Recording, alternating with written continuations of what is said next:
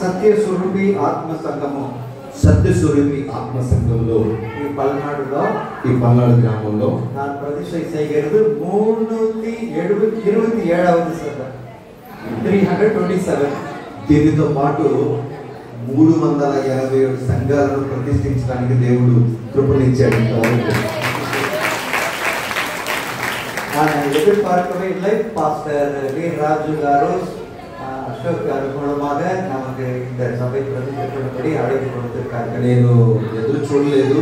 కాకపోతే వీరరాజు పాస్టర్ గారు, తర్వాత అశోక్ పాస్టర్ గారి ద్వారాగా ఇక్కడ ఈ ప్రాంతంలో దేవుని యొక్క మందిరాన్ని ప్రతిష్ఠ చేయడానికి దేవుడు నాకు ఒక కృపను అనుగ్రహించారు. இந்த வாய்ப்பை கொடுத்த தேவாதி தேவனுக்கு நான் நன்றி செலுத்துகிறேன். ఈ అవకాశాన్ని నాకు దయచేసిన దేవాది దేవునికి నా హృదయపూర్వక వందనాలు. நான் ஒன்றும் பெரிய சூப்பர் స్టార్ கிடையாது. నేను సాధారణ మనిషిగా, నేను సూపర్ స్టార్ కాదు, నేను సాధారణమైన మీకులాగా మనిషిని. దేవుడు அவருடைய கிருபையினாலே நாங்கள் நினைக்கிறோம். దేవుని యొక్క మహా కృపలో బట్టి ఈ రోజు నేను మీ ఎదుట నిలబడి ఉన్నాను. ఇండియాలో மட்டுமில்லை, நான் வெளிநாடுகளிலும் சில சபைகளை பிரதிஷ்டை பண்ணியிருக்கிறேன். భారతదేశంలో కాదు, ఇతర దేశాల్లో కూడా నేను పరిచర్యలో అనేక ప్రాంతాల్లో తిరుగుతూ ఉంటాను. அதுக்கென்று எனக்கு தேவன் கொடுத்த இந்த அபிஷேகத்துக்காக நான் கர்த்தரை దేవుడు ఆ అభిషేకం నాకు ఇచ్చినందుకు ఈ ఉదయకాల సమయంలో దేవుడు శ్రద్ధగా శుద్ధిస్తున్నాను. இரண்டாவது, என்னை அறிமுகம் பண்ணின பாஸ்டர் அசோக் గారికాகவும் அவருடைய టీంకాக நான் நன்றி నన్ను செலுத்துகிறேன். ఈ ప్రాంతంలో పరిచయం చేసినటువంటి దైవజనుల అశోక్ గారిని బట్టి, తన యొక్క టీంను బట్టి దేవుని ఎంతగా శుద్ధిస్తున్నాను. பாஸ்டர் வீரராஜு, பாஸ்டர் அருணா అమ్మగారు நான் நன்றி செலுத்துகிறேன். మాస్టర్ గారు, అరుణమ్మ గారిని బట్టి, వీరరాజు భాష గారిని బట్టి నేను మరొకసారి దేవునికి కృతజ్ఞతాస్తుతులు చెల్లిస్తున్నాను. గోవిందపురం కన్వెన్షన్ வந்தபோது அவங்களுடைய డాక్టర్స్ எல்லாம் வந்திருந்தாங்க. గోవిందపురంలో ఒక సువార్తకుడు జరిగింది. అప్పుడు తన యొక్క కుమార్తెలు వాళ్ళందరూ వచ్చారు. அதுக்கப்புறம் பாஸ்டர் வீரராஜு மட்ராஸ்ல அடிக்கடி எனக்கு ஃபோன் பண்ணுவார். వీరరాజు గారు అప్పుడప్పుడు చెన్నైలో ఉన్నప్పుడు ఫోన్ చేస్తూ ఉండేవాళ్ళు. அவருடைய கால்களில் இருக்கிற பலவீனத்தை நிமித்தம், ఆయన శరీరంలో, ఆయన కాలు భాగంలో ఉన్నటువంటి బలహీనతను బట్టి ஒவ்வொரு முறை ஃபோன் பண்ணும்போது அவர் கண்ணீர் விட்டு ஜெபம் பண்ணுவார். ప్రతిసారి ఫోన్ చేసినప్పుడల్లా కన్నీరు విడిచి ప్రార్థన చేసేవాడు. அவர் அழுகிற போது ஏன் உள்ளமும் உடையும். ఆయన ఏడుస్తున్నప్పుడల్లా నాకు తెలియకుండా నా కళ్ళలో నుండి కూడా నీళ్లు వచ్చాయి. அவருக்காக நானும் அழுது ఆయన ஜெபிக்கிறேன். నిమిత్తము కూడా కన్నీరు విడిచి ప్రార్థన చేసేవాడిని. தேவன் பாருங்க, ஒரு ஆளை பிடித்தார், அவரை ஊழியத்தை முடிக்கிற வரைக்கும் விட மாட்டார். దేవుడు ఒక వ్యక్తిని ఎన్నుకున్న తర్వాత సేవ చేసేంత వరకు దేవుడు అతన్ని విడిచిపెట్టడు. அவரை கொண்டு செய்ய வேண்டிய வேலையை செய்து முடிக்கிற வரைக்கும் ఆయనను బట్టి చేయాల్సిన కార్యక్రమాలన్నింటినీ దేవుడు చేసేదాకా విడిచిపెట్టడు. అంతే. டாக்டர்ஸ் சொல்லுவாங்க, డాక్టర్లు చెప్తారు, நீ இருக்க மாட்ட, ఇక నీ వల్ల కాదు, ఇక కష్టం, அந்த ஆர்கனை கட் பண்ணணும், ఇక దాన్ని తీసేయాలి எல்லாம் சொல்லுவாங்க. అన్నీ చెప్తారు. ஆனா ஆர்கன்ஸ் எல்லாம் உண்டாக்குனவர் అయితే ஒருத்தர். శరీరములో నరనరాలను ఎముకలను సృష్టించిన దేవుడు మన దేవుడు ఉన్నాడు. அவர்தான் creator. ఆయనే మన యొక్క సృష్టికర్త. அவரே జీవన్ ఆయన கொடுக்கிறவர். జీవాన్ని ఇచ్చే దేవుడు. அவர் நம்மை கைவிடவே ఆయన మన చేతిని విడిచిపెట్టడు. ஏப்ரல் மாதத்திலும் கூட எனக்கு ஒரு பெரிய பலவீனம் வந்தது. ఏప్రిల్ నెలలో నాకు కూడా పెద్ద ఒక బలహీనత వచ్చింది. டாக்டர்ஸ் எல்லாம் ரொம்ப பயந்தாங்க. డాక్టర్ అంతా కూడా చాలా భయపడిపోయారు. எனக்கு ஒரு பயம் இல்லை. నాకు ఏ భయం లేదు. என்னை அழைத்தவர் உண்மை உள்ளவர். నన్ను పిలిచిన దేవుడు గొప్ప దేవుడు. என்னை கொண்டு செய்ய வேண்டிய வேலை இன்னும் இருக்கிறது. నేను చేయాల్సిన పని ఇంకా చాలా ఉంది.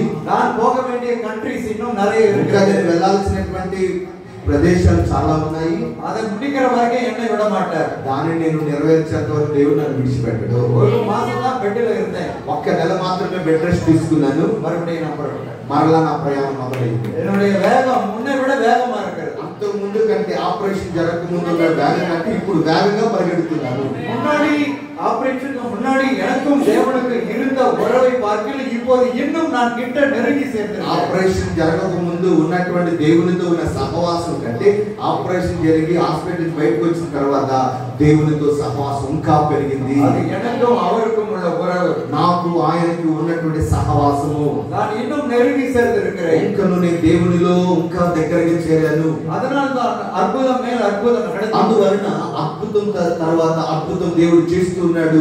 ఓవర్ ఫోన్ செய்யற ஜெபத்துக்கே பதில் அங்கே கிடைக்கிறது. ఫోన్ లో ప్రార్థన చేస్తున్న దేవుడు ప్రార్థనలోని కార్యాలు చేస్తున్నాడు.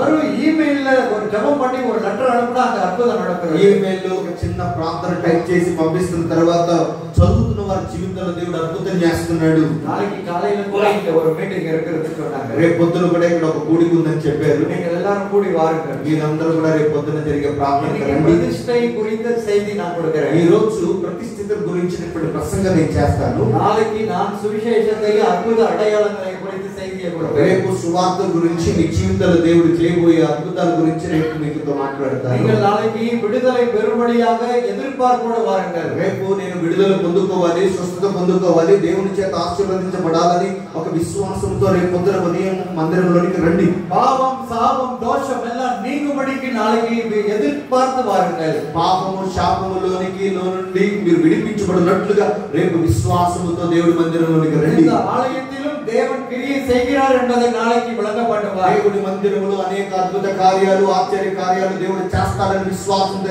రండి. இந்த புதிய ஆலயத்திலே நாளைக்கு அவர் செய்வார் என்பதை நம்பி வாருங்கள். కొత్త నూతనమైన మందిరంలో దేవుడు నూతనమైన కార్యాలు మన జీవితంలో చేస్తాడని రేపు విశ్వాసంతో దేవుడి మందిరంలోనికి మీరు బయలుదేరి రండి. பிசாசு பிடித்தவர்களை கொண்டு வாருங்கள். సాతాను క్రియలతో ఉన్న వారిని తీసుకొని రండి. வியாதி உள்ளவர்களை கொண்டு வாருங்கள். ఉన్న వారిని తీసుకొని రండి. சாபம் உள்ளவர்களை, தரித்திரம் உள்ளவர்களை கொண்டு வாருங்கள். దరిద్రతలో, అంధకార చీకటి క్రియల్లో ఉన్న వారిని తీసుకొని రండి. கர்த்தர் தமது వசனத்தை అனுப்பి తన మాటను, తన వాక్కును పంపించి వారిలో ఉన్న సాతాను క్రియలను విడుదల దయచేస్తాడు. அவர்களை சுகமாக்கி విడుదలయాకి ఆశీర్వదిస్తాడు. దేవుడు వారికి విడుదలనిచ్చి దేవుడు వారికి స్వస్థతను దయచేస్తాడు.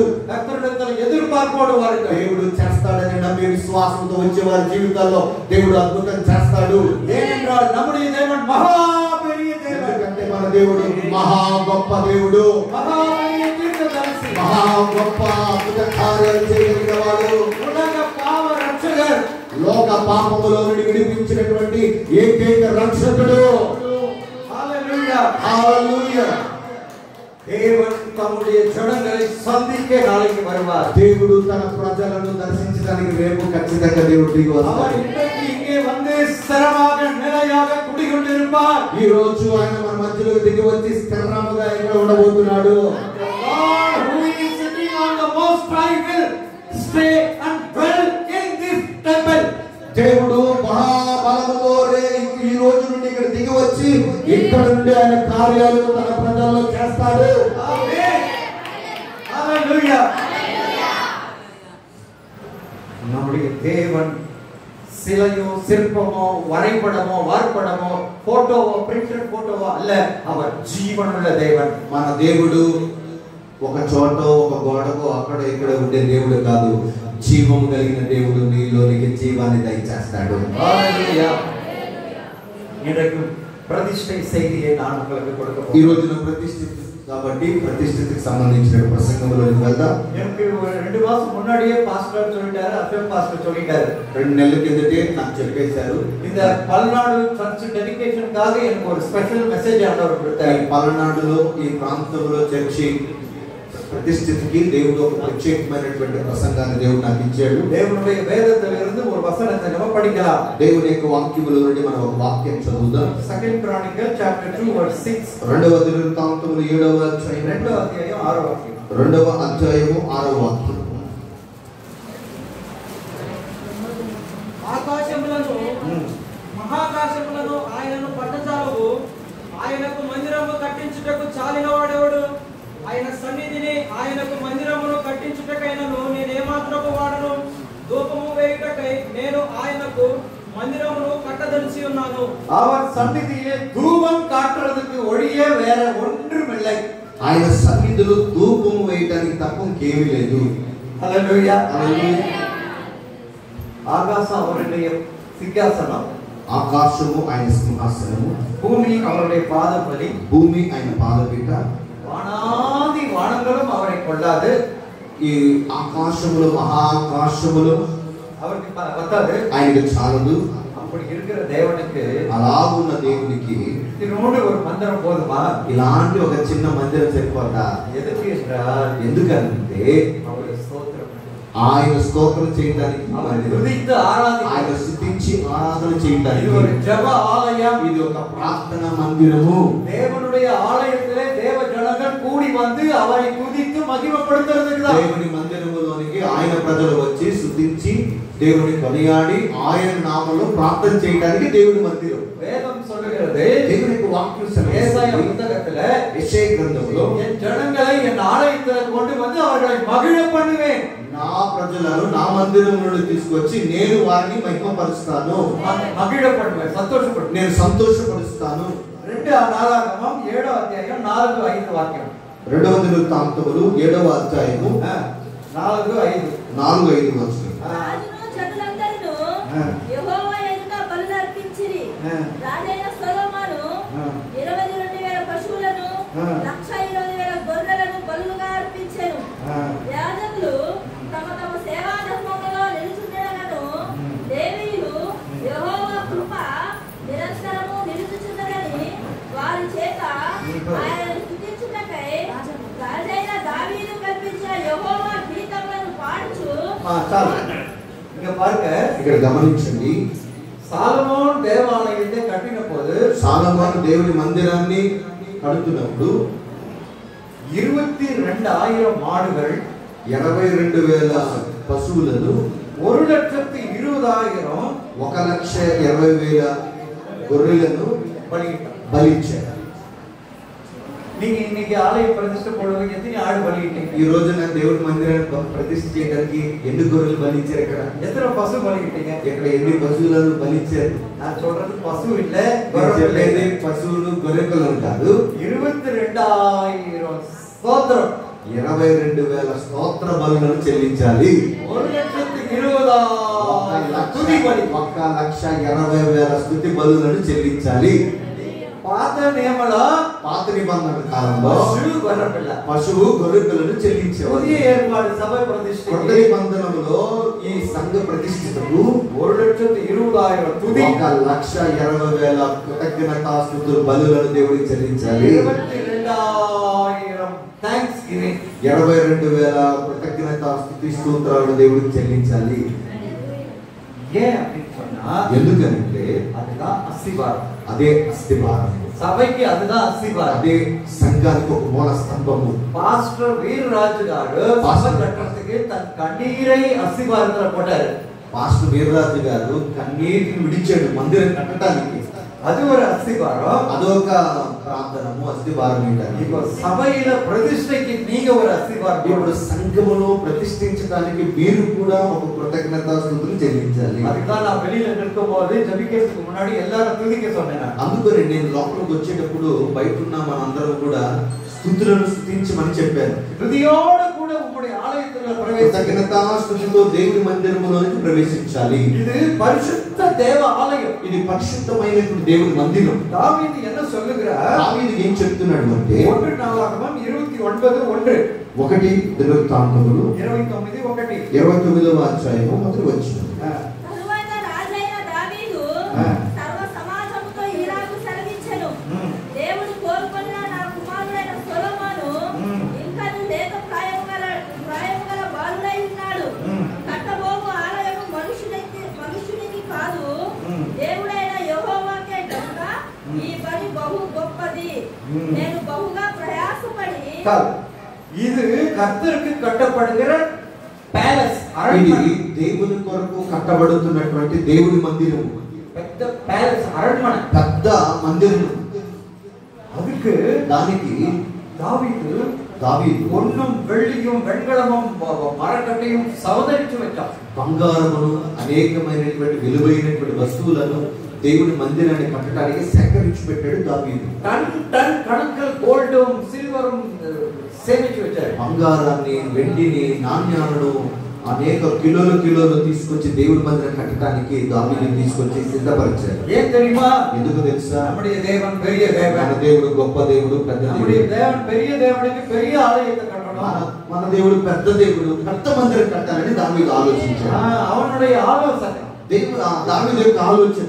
இன்னைக்கு கூட ఈ రోజు కూడా திருச்சபைகள் கட்டப்படுறது, ఆ సంఘాలు కట్టబడుతున్నాయి. சென்னையில அப்போஸ்தல கிறிஸ்தவ சபை ஆவடியில అపోస్తలుల క్రీస్తు సంఘం అనే చెన్నైలో ఆవిడిలో 180 కోట్ల ఒక చర్చ్ కట్టాడు. 180 కోట్ల రూపాయలతో మందిరం కడుతున్నారు ఆవిడి అనే ఊరిలో. 30,000 పేరు ఉన్నారు.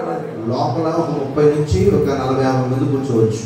చెన్నైలో ఏజీ పల్లావరంలో, చెన్నై ఏజీ పల్లావరం అనే ఒక ఊరిలో పెரிய చర్చి పాస్టర్ మోహన్ కట్టినారు. 50,000 పేరు ఉన్నారు.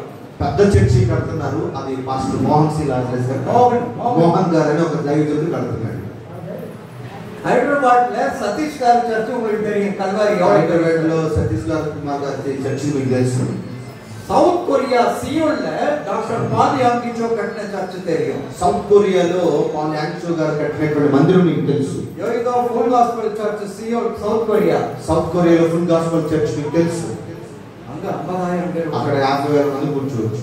అவ்வளவு பெரிய பெரிய ఆలయాలు కట్టారు. అలాంటి పెద్ద పెద్ద మందిరాలు కడుతున్నారు. ఎందుకంటే కర్తర్ తమ్ముడి జనங்களை తమ్మండ ఇழுத்துకొల్లుகிறாడు. దేవుడు తన ప్రజలను తనలోనికి తీసుకుంటున్నాడు, ఆస్వాదిస్తున్నాడు. చెన్నైలో కన్యాకుమారి డిస్ట్రిక్ట్ல సెయింట్ థామస్ வந்தபோது அங்க ஒரு கல் கோவில் கட்டினாரு. మొదటిగా కన్యాకుమారిలో తోమా గారు వచ్చినప్పుడు ఒక రాళ్లతో మొట్టమొదటి మందిరాన్ని కట్టాడు. அந்த మందిరத்துக்கு உள்ள போனீங்கன்னா మొత్తమే 10 பேர் தான் ఉన్నారు. ఆ మందిరంలోనికి వెళ్తే మొత్తం మీద ఒక 10 మంది కంటే ఎక్కువ కూర్చోలేదు. இப்பவும் இருக்குது. ఇప్పుడు కూడా ఉంది తోమా గారు కట్టిన మొట్టమొదటి మందిరం. కేరళ మలయాళీ పాస్టర్స్ అది మెయింటైన్ పట్టారు. మలయాళీ పాస్టర్స్ కేరళ వాళ్ళు దాన్ని లీడ్ చేస్తున్నారు. நீங்க సౌత్ ఇండియా పోనీங்கன்னா కన్యాకుమారిలో పోనీங்கன்னா థామస్ కట్టిన కోవిల్ పోయి பாருங்க. మీరు సౌత్ లోకి కన్యాకుమారికి వస్తే అక్కడ తోమా గారు కట్టిన మందిరాన్ని మీరు చూడొచ్చు. థామస్ வந்தபோது 10 பேர் உட்கார சங்கமம். తోమా గారు వచ్చినప్పుడేమో రాళ్ళతో ఒకటొకటి పేర్చి 10 మంది కూర్చున్న మందిరాన్ని కట్టాడు. ఇదికి 50,000 60,000 50,000 మంది 60,000 మంది సరిపోయే మందిరాన్ని కడుతున్నారు. என்ன కారణం? ఏంటి కారణం? కర్తర్ తమ జనங்களை దేవుడు తన ప్రజలను తన వైపుకు తిప్పుకుంటున్నాడు. కర్తరుடைய జనங்கள் కర్తரை அறிகிறார்கள். దేవుని బిడ్డలు దేవుని నామాన్ని ఎరిగి ఉంటున్నారు. కర్తరుடைய జనங்கள் కర్తరాல் ఆశీర్వదించబడుகிறார்கள். దేవుని బిడ్డలు దేవుని చేత ఆశీర్వదించబడుతున్నారు. இருளில் உள்ள జనங்கள் வெளிச்சத்துக்கு வருகிறார்கள். చీకటిలో ఉన్న ప్రజలు వెలుగులోనికి వస్తున్నారు. పాపத்திலும் పాపத்திலும் దోషத்திலும் இருந்த జనங்கள் విడుదల అடைகிறார்கள். శాపంలో పాపంలో ఉన్న వారందరూ కూడా దానిలో నుండి విడుదల పొందుకుంటున్నారు. దేవాలయానికి ఏ జనங்கள் వరావే? దేవుడి మందిరంలోనికి దేవుడి మందిరానికి ప్రజలు ఎందుకు వస్తున్నారు? 2 నారాగమం 7:15 రెండో దినవృత్తాంతములు 7:14 వచ్చి 15 వచ్చి இந்த స్థలத்திலே செய்யப்படும் என் ஜெபத்துக்கு கண் திறந்ததும் செவிகள் கேட்கிறதுமா இருக்கும். ఈ స్థలములో చేసే ప్రార్థనకు నా కళ్ళు తెరవబడి ఉంటాయి, నా చెవులు శ్రద్ధగా ఉంటాయి. ఏం தெரியுமா? ఎందుకు తెలుసా? என் தேவன் உயிரோடு இருக்கிறார். నా దేవుడు జీవం కలిగిన దేవుడు. அவர் పర్సనాలిటీ ఉన్న దేవుడు. ఆయన మంచి ప్రేమ కలిగినటువంటి దేవుడు. அவர் కణ్ காண்கிறது. ఆయన చూస్తున్న దేవుడు. కాదు కేட்கிறது. ఆయన వినగలిగిన దేవుడు. నాసికలో శ్వాసం இருக்கிறது. ఆయన నాసికలో శ్వాస కలిగిన దేవుడు. ఆయన నోరు తెరిచి మాట్లాడగలిగిన దేవుడు. ఆయన చేయి చాపి స్వస్థతను దయచేయగలిగిన దేవుడు. ఆయన కాళ్ళతో నడుచుకుంటూ వచ్చి నిన్ను నన్ను బలపరుస్తున్న దేవుడు. ఆయన కన్నులు ఆయన చెవులు ఆయన ప్రార్థన మందిరంలో చేయబడుతున్న ప్రార్థన వైపు తిరిగి ఉంది. అందుకనే కన్నీటితో మందిరానికి వచ్చిన వాడి కన్నీటిని ప్రభు తుడుస్తున్నాడు. సంకీర్తన 62వ సంకీర్తన 5వ వాక్యం 65 సంకీర్తన 2వ వాక్యం. ஜபத்தை கேட்கிறவரே, ప్రార్థన వినే దేవుడు. మాంసమాన యావరు కూడా வருவார்கள். శరీర సమస్త శరీరం మీద ఆయన దిగి వచ్చి కార్యాలు చేస్తాడు. அதனால்தான் இன்னைக்கு சபைகள் பெருகுகிறது. అందువల్ల సంఘం ఈ రోజున పెరుగుతుంది, ఆశీర్వదించబడుతుంది. ஒரு பக்கம் ஒடுக்குகிறவர்கள் இருக்கிறார்கள். ఒక పక్కనేమో మందిరాలు కట్టబడకుండా అడ్డగించే వాళ్ళు ఉన్నారు. ஒரு பக்கம் జనங்கள் పెరుగుகிறார்கள். ఒక పక్కనేమో దేవుడు తన ప్రజలను ఆశీర్వదిస్తూ ఉన్నాడు. ఎగిప్తు దేశంలో పార్వాన్ కర్తరుடைய జనங்களை ఒడుకినాడు. ఐగుప్తు దేశంలో ఫరో రాజు ఇశ్రాయేలు జనులను అనేకమంది కఠినపరిచాడు. ఎవడవా పార్వాన్ ఒడుకినాడో ఆ ఫరో రాజు ఎలాగైతే వాళ్ళని అనేక శ్రమలకు పాలు చేశాడో అవడవాయి పెరిగాడు. అంతగా వారు అంతకంతకు ఆశీర్వదించబడ్డారు. మన ఇండియ దేశంలో ఎవడవాయి நாம் ఒడుకబడుகிறோమో, మన భారతదేశంలో ఎంతగైతే సువార్త చెప్పకుండా మందిరాలు కట్టబడకుండా అడ్డగిస్తూ ఉన్నారో అవడవాయి పెరుగుகிறோம். దేవుడు అంతకు ఆశీర్వదిస్తున్నాడు. ఒక పక్క ఒడుకం, ఒక పక్కనేమో ఆశీర్వదించబడకుండా ఆపుతున్నారు. ఒక పక్క பெருக்கம். ఒక పక్కనేమో దేవుడు ఆశీర్వదిస్తున్నాడు. ஏனென்றால் ఎందుకంటే జీవనుள்ள தேவன் జీవం కలిగిన దేవుడు సభையில் இருக்கிறார். సంఘములో ఉన్నాడు. அவர் கிரியை செய்கிறார். ఆయన క్రియ చేయగలిగిన దేవుడు. அதனால்தான் சபைகள் பெருகுகிறது. అందువల్ల సంఘం ఆశీర్వదించబడతాం. நான் இந்த பலிபீடத்தில் நின்று నేను ఈ రోజు ఈ బలిపీఠం మీద இந்த నిలబడి சபையை நான் ஆசீர்வதிக்கிறேன். ఈ సంఘాన్ని నేను ఆశీర్వదిస్తున్నాను. ஆரோனுடைய கோல் எப்படி தேவ சமூகத்திலே பூத்து துளிர்த்து காய் கனி தந்ததோ, అహరోను కర్ర ఎలాగైతే చిగురించి ఫలించి ఆశీర్వదించేలాగా దేవుడు ఎలాగైతే చేశాడో அதே போல வீரராஜ் பாஸ்டருடைய சபை கிளை விட வேண்டும். అలాగే சர்ச்சஸ் வர வேண்டும்.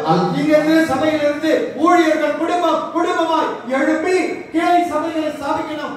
అలాగే అహరోను కర్ర ఎలాగైతే చిగురించిందో వీరరాజు గారి యొక్క పరిచర్య సంఘము అనేక సంఘాలు శాఖలుగా అది విభజించి ఈ ప్రాంతాలన్నింటినీ అది స్వతంత్రించుకొనుడు గాక. ఇది చేసి ముగించేంత వరకు పాస్టర్ వీరరాజు జీవన యారాను ఎడక ముడియదు. పాస్టర్ వీరరాజు గారి యొక్క ప్రాణాన్ని ఎవరు తీయలేరు. ఆయన కాళ్ళు తడములను. హల్లెలూయా, హల్లెలూయా. ఇది సత్యం. ఇది సత్యము. தெரியுமா? ఎందుకు తెలుసా? தாயின் கர்ப்பத்தில் ஒருவனை ஆண்டவர் தெரிந்து கொண்டார். తల్లి గర్భములో ఒకరిని దేవుడు ఏర్పరచుకున్న తరువాత ఎన్నుకున్న తరువాత அந்த ஊழியக்காரன் செய்ய வேண்டிய முழு வேலையையும் வாங்கினால் அவர் தனக்கு எடுத்துக்குவார். ఆ దేవుడు నిర్ణయించిన సేవ పరిచర్య మొత్తం జరిగించిన తర్వాతే పరలోక రాజ్యంలోకి పిలుచుకుంటాడు ఆ సేవకుని. நீங்கள் எல்லாரும் பாஸ்டர் வீரராஜுக்காக ஜெபிக்க வேண்டும். మీరందరూ కూడా ఇక్కడి నుంచి వీరరాజు పాస్టర్ కోసం ప్రార్థన చేయాలి. நம்ம இறுதியாக நம்ம ஜெபிப்போம். మనమందరం కూడా ఏక మనసుగా ప్రార్థన చేద్దాం. இன்னைக்கு சபை பிரதிஷ்டை ఈ நாள். రోజున సంఘ ప్రతిష్ఠిత రోజున సంతోషமான నాள். ఇది సంతోషమైనటువంటి రోజు. దేవునికి కలిగూర వేண்டிய దేవుని నాள். సంతోషముతో ఆనందించగలిసిన రోజు. కర్తృకుల్ కలిగూరుகிற నాள். దేవునితో సంతోషముతో ఆనందముతో గడపాల్సినటువంటి రోజు. நான் இந்த பரிசுத்த வேதாகமத்தை ஆராய்ந்து பார்த்ததில்லை. నేను ఈ జీవ గ్రంథాన్ని లోతుగా పరిశీలించిన తరువాత நான் 7 సభைகளை குறித்து நம்மளோட பேசுகிறேன். నేను 7 విధమైనటువంటి సంఘాల గురించి నేను మీతో మాట్లాడతాను. ఆదిలో ఉండాలన్నదిలిருந்து ఇన్న వరకు ఆది కాండం నుండి ప్రకటన గ్రంథం వరకు దేవుడు చేసినటువంటి కార్యాలను బట్టి ఈ రోజు నేను మీతో పంచుకుంటాను. ஒவ்வொரு காலத்திலும் ஒவ்வொரு சபையை ஆண்டவர் நியமித்தார். దేవుడు ఆయా కాలాన్ని బట్టి ఆయా సంఘాలను దేవుడు కట్టాడు. வேதத்தை நீங்கள் ஆராய்ந்து பாருங்கள். దేవుడి వాక్యాన్ని లోతుగా చదవాలి. அதனால மிகுந்த பலன் உண்டு. అందువల్ల మీకు అనేకమైన లోతైన ఆశీర్వాదం దేవుడు என்னுடைய 12வது వయసులో நான் భగవద్గీత రామాయణం படிச்சேன். నాకు 12వ సంవత్సరంలో రామాయణం భగవద్గీతని చదివాను. ஆனால் அதனால எனக்கு பிரயோஜனம் இல்லை. అయితే దానివల్ల నాకు ఏ ప్రయోజనం లాభం లేదు. ஆனால் 30வது వయసులో రక్షించబట్టి இந்த బైబిల్ பெற்றேன். అయితే 30వ సంవత్సరంలో నేను దేవుని యొక్క వాక్యాన్ని విని రక్షించబడి దేవుని యొక్క మందిరంలో అడుగు పెట్టాను. இன்னைக்கு நான் 33 ఆండు కాలం క్రిస్తవన్. ఇప్పుడు 33 సంవత్సరాలుగా దేవుని యొక్క సన్నిధానంలో సేవకుడుగాను ఒక దేవునికి ఒక మంచి కుమారుడుగా నేను వెంబడిస్తూ ఉన్నాను. நான் இதை 65 முறை நான் படித்தேன். 65 సార్లు నా జీవ గ్రంథాన్ని చదివి ముగించాను. இப்போ 66வது முறை படிக்கிறேன். 66 సార్లు చదువుతున్నాను మరలా. ఇది என் జీవన్. ఇది నా జీవం. ఇది ఆత్మ భోజనం. ఇది నా ఆత్మీయ భోజనం. ఇది இல்லைன்னா ఇది లేకపోతే వేదాచనం లేదు. ஹல்லேலூயா, హల్లెలూయా. அதனால்தான் நான் எதை எடுத்துக்கொண்டேனோ, எந்த ஆகாரத்தை புசித்தேனோ, నేను ఏ ఆహారాన్ని భుజించానో ఏ ఆహారాన్ని తీసుకుంటున్నానో அதை உங்களுக்கு நான் பாலாக இப்ப ఈ தருகிறேன். రోజున దాన్ని నేను మీకు పాలుగా నేను మీకు ఇవ్వబోతున్నాను. முதலாவதாக మొదటిగా ஏதேன் தோட்டத்தில் ஆதாமும் ஏவாளும் ஒரு ஆராதனை ஸ்தலம் நடத்தினார்கள். ఏదైనా తోటలో ఆదాము అవ్వ ఒక ఆరాధన చేశారు. அது ஆதியாகமம் 3:8 இருக்கிறது. ఆది కాండము 3వ అధ్యాయము 8వ వచనంలో ఉంది. అమ్మాయికి ఒక మైకి గండి ఎవరు చల్లపూటను అందరూ వినండి. అతని భార్యయు తోటలో 3:8 చదువు. చదువు చదవమ్మా. Thank you very much for helping us. చదవండి ఇలా చెప్పలేదు. చల్లపూటను ఆదామును అతని భార్యయు తోటలో సంచరించుచున్న దేవుడైన యెహోవా స్వరమును విని అంటే అక్కడ దేవుడు ఉన్నాడు. స్వరముని విని అని అంటే అక్కడ దేవుడు ఉన్నాడు. అదే ఆరాధన. అది ఆరాధన. తోటத்தில் ఏదైనా తోటத்தில் దేవుడు ఉన్నాడు. ఏదో తోటలో దేవుడు ఉన్నాడు. ఆదాము ఏవాడు ఉంటారు. ఆదాము అవ్వ అక్కడ ఉన్నారు. ఫస్ట్ చర్చ్, ఫస్ట్ మందిరము தேவன் இருக்கிறார். దేవుడు ఉన్నాడు. அங்க விசுவாசிங்க 2 பேர். అక్కడ విశ్వాసులు ఇద్దరే ఇద్దరు. ஒரே குடும்பம். ఒకే ఒక కుటుంబం. ஒரே குடும்பம். ఒకే ఒక కుటుంబం. அந்த தேவன் பகலிலே குளிர்ச்சியான வேளையில உள்ள வருவார். చల్లటి సమయంలో ఆ దేవుడు ఆ ఏదోను తోటలోనికి ఆ మందిరంలోనికి వచ్చాడు. తోటలో வந்து என்ன பண்ணுவார்? ఆ తోటలోకి వచ్చి ఏం చేస్తాడంటే உலாவுவார். ఆయన నడుస్తూ తిరుగుతూ ఉన్నాడు. உலாவுவார். ఆయన తిరుగుతూ ఉన్నాడు. அவருடைய சத்தத்தை சொல்லுவார், பேசுவார். ఆయన స్వరముతో ఆదాము అవ్వని పిలిచేవాడు. మనుషునోட பேசுவார். మనుషులతో మాట్లాడాడు. అక్కడ దూతలు இருக்கிறார்கள். అక్కడ దేవదూతలు ఉన్నారు. அவங்க வேண்டாம். వాళ్ళందరితో వద్దు. మనుషునోட பேசுவார். నేను మనుషులతో మాట్లాడడానికి ఇష్టపడుతున్నాను. அவங்களுடைய సన్నిధిలో ఆండவர் ఉరవాడుతున్నారు. అయితే వారి మధ్యలో దేవుడు సంచరించాడు. பேசி సంచరించడం மட்டுமில்ல, మాట్లాడి సంచరించడం మాత్రమే కాదు, అధికారం கொடுத்தாரு. దేవుడు వారికి అధికారం ఇచ్చాడు, ఆశీర్వాదం ఇచ్చాడు. పెరుగువేంటి சொன்னாரு. దేవుడు వారిని మీరు ఆశీర్వదించబడి భూలోకాన్ని స్వతంత్రించుకుంటారని చెప్పాడు. కట్టళలు கொடுத்தாரு. దేవుడు వారికి ఆజ్ఞలు ఇచ్చాడు. అయితే వాళ్ళు ఏం చేశారు? అయితే ఆజ్ఞలు మీరారు. ఆండவர் ఏదో చేయవడాని சொன்னாரோ, దేవుడు ఏదైతే చేయవద్దని చెప్పాడో అది చేశారు. అది చేశారు. அதனுடைய பலன் என்னாச்சு? అది ఈ రోజు ఏమైందంటే ఆండవరోட కూడా వడకాడుతున్నారు. అయితే దేవుడితో వాళ్ళు మాట్లాడుతూ ఉన్నారు. ఆదాం சொல்றாரு, నువ్వు ఇచ్చిన ఆ ఆడది నన్ను చెడిపింది. నువ్వు ఇచ్చినటువంటి ఆ స్త్రీయే నన్ను చెడగొట్టింది ప్రభు అన్నాడు. அந்த అమ్మాయి என்ன சொல்லுச்சு? ఆ అబ్బాయి ఏం చెప్పిందంటే, సర్పం என்ன வந்துச்சு, ఆ సర్పం వచ్చి నన్ను గందరగోళం చేసిందని దేవుడితో చెప్పింది. పోటు నడకడాలి. అయితే అక్కడ దేవుడితో వాగ్వాదం జరుగుతుంది. దేవుడికి కోపం వచ్చింది. దేవుడికి కోపం వచ్చింది. బయటికి వెళ్ళండి, బయటికి వెళ్ళండి, బయటికి వెళ్ళండి. அங்க பெரிய சுடருடைய வச்சாரு, கேட்டு போட்டாரு. అయితే ఏదో తోటలో వారిని బయటికి పంపించేశాడు. చుట్టూ దేవదూతను ఆజ్ఞాపించాడు. ఎవరు లోపలికి వెళ్లకుండా பொறுத்துட்டாரு. దేవుడు వాళ్ళని బయటికి పంపించేశాడు. தேவனுடைய கட்டளைக்கு விரோதமாய் நோ அப்பீல், நோ ஆர்கியூ. దేవునికి ఆజ్ఞలకు విరోధంగా మాట్లాడకూడదు, చేయకూడదు, మనము నిలబడకూడదు. அவர் சொன்னால் ఆయన చెప్తే చెయ్యాలి. என்றும் ஆமென் என்றும். ఆయన చెప్తే ఖచ్చితంగా దాన్ని మనం చెయ్యాలంతే. உள்ள வரவே கூடாது. మనం లోపలికి రాకూడదు. அந்த வெளியில பெரிய பட்டயத்தை வச்சிட்டாரு. అయితే ఒక ఖడ్గము పట్టుకున్నప్పుడు ఒక దేవదూత దేవుడు నిలబెట్టేశారు. ஆனால் நம்ம நல்லவங்க, நம்ம అయితే దేవుడు మనం అందరం మనుషులు, దేవుడు మన లోపలికి తీసుకొచ్చాడు. మన సంఘంలోకి వస్తున్నాం, పాపము సెంజిட்டு வந்தாலோ, పాపం చేసి వచ్చినా సరే మறுபடியும் పో క్షమా, పో మళ్ళా క్షమిస్తున్నా, పోయి పాపం చేయాలి. పాపం చేయబాకుండా அடுத்த மாசம் நீ பிரபு భోజనం எடுக்கும்போது பண்ணிச்சு. మరలా ప్రభు భోజనం చేసుకునేటప్పుడు మరలా క్షమించు. நம்ம సభை విட்டு తొరకదు. అయితే సంఘంలో నుంచి మనం బయటికి ఎవరైనా పాస్టర్ తొరకరుమా? ఎవరైనా పాస్టర్ మనం తరుగుతున్నామా, తప్పు చేసిన వాళ్ళు ఎవరైనా తొరకరుమా? మనం ఎవరైనా తరుగుతున్నామా లేదు.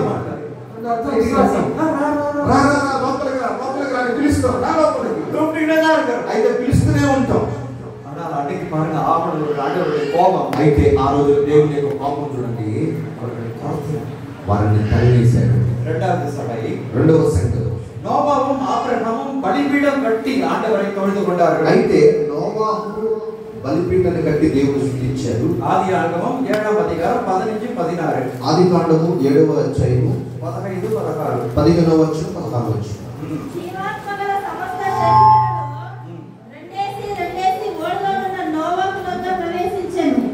ప్రవేశించినవన్నీయు దేవుడు అతనికి ఆజ్ఞాపించిన ప్రకారము సమస్త శరీరములో మగదియు ఆడదియు ప్రవేశించును. అప్పుడు యెహోవా ఓడలో అతన్ని మూసివేసెను. ஆமென். ఆమేన్. இப்போ நோவாவை அவனுடைய பாரியா, கொழுப்பு, கொடாது எல்லாரையும் உள்ள போட்டு லாக் டோர் லாக். అయితే నోవాహు చూడండి, తన భార్యను, తన యొక్క కొడుకులను, కోడళ్లను ఆ నోవలోనికి పంపించి దేవుడు గడిపెట్టేశాడు. உள்ள என்ன நடக்குது? లోపల ఏం జరుగుతుంది? హల్లెలూయా స్తుతి మహిమ. హల్లెలూయా స్తుతి మహిమ అని పాట పాడుతున్నారు, ప్రార్థన చేస్తున్నారు. அதான் லெந்து நாட்கள் மாதிரி உள்ள நடக்குது. అయితే ఉపవాస దినాలలాగా లోపల ప్రార్థన జరుగుతూ ఉంది. வெளியில ஒண்ணு பார்க்க முடியாது. బయట ఏం జరుగుతుందో చూడలేము. కిటికీలో నుంచి చూడలేము. తలుపు లేదు, తలుపు లేదు, ఏది లేదు. అయితే స్తోత్రం మాత్రం చెప్తూనే ఉన్నారు. ఉపవాస నాటకాలు ఉపవాస ప్రార్థన లోపల స్తోత్రం ఉన్నది. దేవునికి స్తుతిస్తున్నారు లోపల. உள்ள இருந்த நாளெல்லாம் பரிசுத்தமா இருக்கிறார். అయితే లోపల ఉన్న దినాలన్నీ కూడా పరిశుద్ధంగా ఉన్నాయి. ఆదియాగము 8:20-21 పారుங்க. ఆదికాండము 8వ అధ్యాయము 20-21. అప్పుడు నోవాహు యెహోవాకు బలిపీఠం కట్టి పవిత్ర పశువులన్నిటిలోను పవిత్ర పక్షులన్నిటిలోను కొన్ని తీసుకొని హల్లెలూయా. ఆ పీఠము మీద దహన బలి అర్పించాను. అప్పుడు యెహోవా ఇంపైన సువాసన ఆగ్రహించి ఇక మీదట నరులను బట్టి భూమిని మరలా శపించను. ఆమేన్. ఆమేన్. ஆண்டவர் பலிபீடத்திலிருந்து வாசனையை బలిపీఠములో నుండి దేవుడు ఆ బలి అర్పణలో నుండి వచ్చినటువంటి ఇంపైన సువాసన దేవుడు ఆస్వాదించాడు. உடனே சொல்றாரு, వెంటనే చెప్పాడు, ఇక మీద భూమి మీద ఎలాంటి పని నేను చేయను. எப்பெல்லாம் உங்க ஆராதனை ஆண்டவருக்கு பிரியமான ఎప్పుడైతే నీ ఆరాధన అంతా కూడా దేవునికి ఇంపైన సువాసనగా మార్చబడుతుందో, நீங்க எப்பெல்லாம் ஆண்டவரை ப்ளீஸ் பண்றீங்களோ దేవుని ఎంతగా అయితే దేవుడిని శుద్ధిస్తారో ఆరాధిస్తారో அப்போ உடனே சொல்லுவாரு, అప్పుడు దేవుడు వెంటనే చెప్తాడు కదా, சாபம் எல்லாம் நீங்கினது, శాపం అంతా బయటికి పోయింది, దోషం నీగినది, దోషం అంతా బయటికి పాపం పోయింది, నీగినది, పాపం బయటికి పోయింది, நான் உன்னை ஆசீர்வதிப்பேன். నేను నిన్ను ఆశీర్వదిస్తాను. பாருங்க, அன்னைக்கு பலிபீடத்தை கட்டி ஆண்டவர் ஆராதிச்சார். దేవుడు ఆ రోజు బలిపీఠాన్ని కట్టి దేవుడు ఆరాధించాడు. మోసే కట్టినారు, మోషే కట్టాడు, యాకోబు కట్టినారు, యాకోబు గారు కట్టారు, అబ్రహాం కట్టినారు, అబ్రహాం గారు కట్టారు, ఇసాకు గారు కట్టారు, న్యాయాధిపతులు కట్టినారు, న్యాయాధిపతులు కట్టారు, దీర్ఘదర్శికులాగే ఏలియా ప్రవక్తలు ఏలియాకుడు కట్టారు. எல்லாரும் బలిపీఠాన్ని కట్టారు. బలిపీఠத்தில் இருந்து ఆండవరోడు జనங்கள் బలిపీఠముతో నుండి దేవుడిని ఆరాధించారు, దేవుడు స్తుతించారు, బలి చెల్లించారు. మూడవది ఆలయం, మూడవదిగా చూడండి, టాబర్నాకల్ ఇజ్రాయెలైట్, గుడారము, ఇశ్రాయేలు యొక్క గుడారం. యాత్రాగమం 40వ అధికారం నిర్గమకాండము 40వ అధ్యాయము 33 నుంచి 33, 35 వచనం. 33 నుంచి 35 వరకు. నిర్గమకాండము 45 అధ్యాయము 33, 34, 35 వచనం. మరియు అతడు మందిరమునకును బలిపీఠమునకును చుట్టూ ఆవరణము ఏర్పరిచి ఆవరణ ద్వారము తెరలు వేసెను. అలాగున మోషే పని సంపూర్తి చేసెను. అలాగనే మోసే పని సంపూర్తి చేసెను. సంపూర్ణ చేశారు.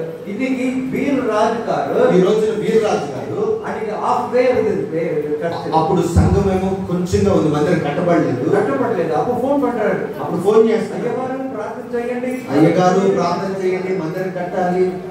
ఆండవర్ ఒక ఆలయத்தை தொடங்கினா దేవుడు ఒక మందిరాన్ని కట్టడానికి ఒక మనిషి ప్రయాసపడితే அது நம்ம வீடு இல்ல, అది మన ఇల్లు కాదు, ஆண்டவருடைய வீடு. అది దేవుని యొక్క ఇల్లు. எனக்கு ஒரு నమ్మకం இருக்குது. నాకు ఒక నమ్మకం இந்த வசனத்தை படிச்சீங்களா? ఈ వాక్యం చదివారు కదా, మోసే ఇవ్విధమాయి వేలయే ముడితాన్. మోషే అలాగున మోషే పని ముగించెను.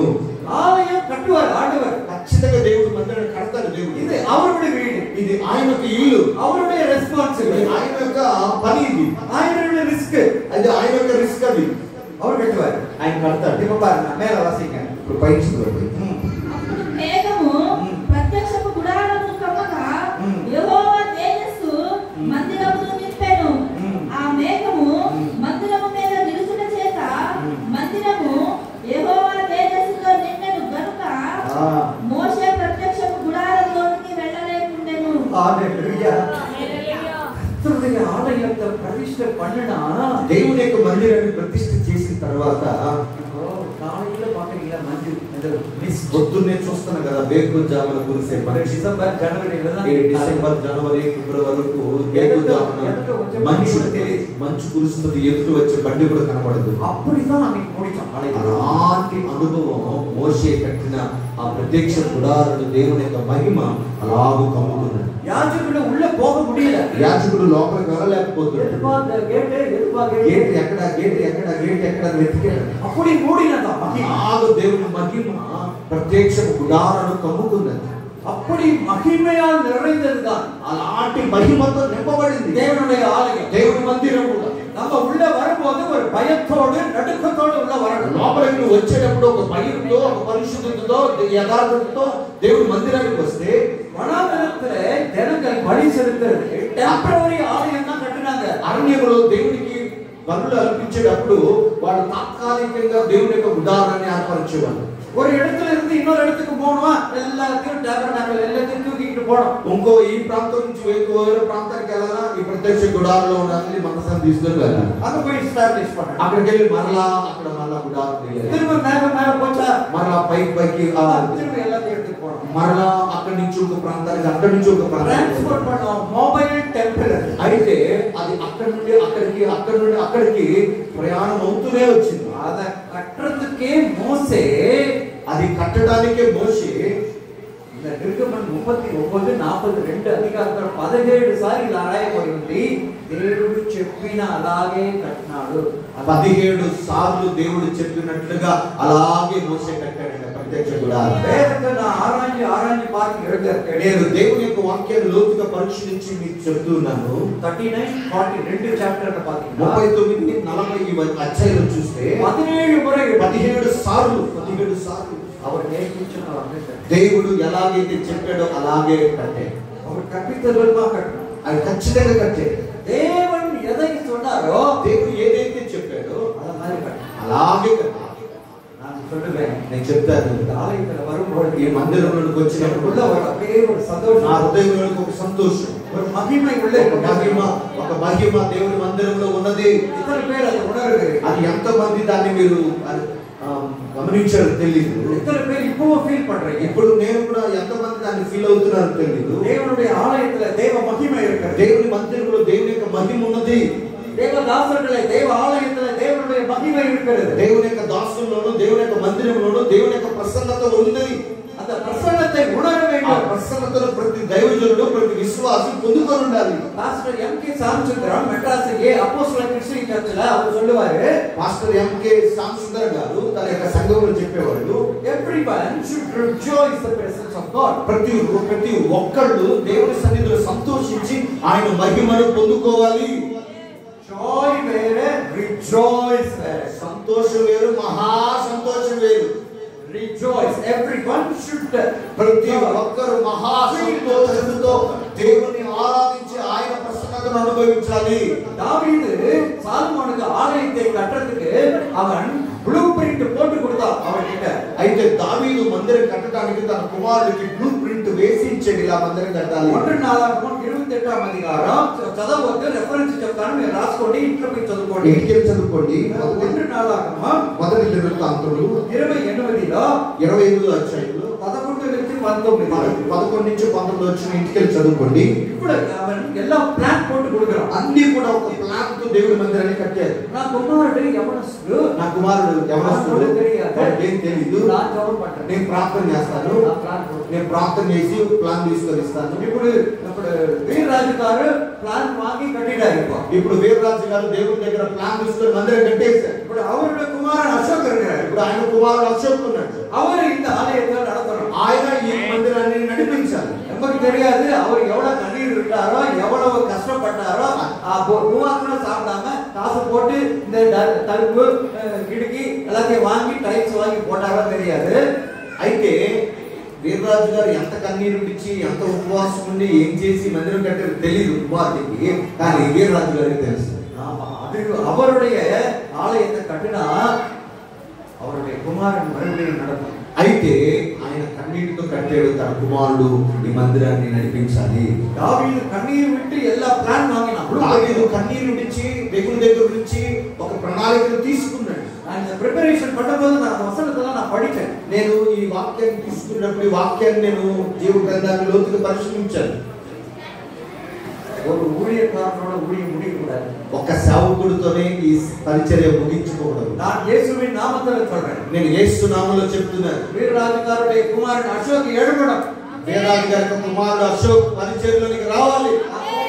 పాత మందిరంలో పోయి టీ కాఫీ తాగేప్పుడు నేను అశోక్ దగ్గర మాట్లాడినాను. నేను పాత మందిరంలో పోయి టీ తాగుతున్నప్పుడు అశోక్ బ్రదర్ తో మాట్లాడు. ఏం చేస్తావు, ఏం చేస్తున్నావు బ్రదర్, ఏం చేస్తున్నావు బ్రదర్ చెప్పారు. అయితే నా లోపల ఆగ్రహం, నాలో ఒక ఆగ్రహం.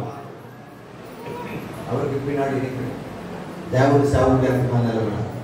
அதுதான் என்னுடைய ஜெபம். నా యొక్క ప్రార్థన.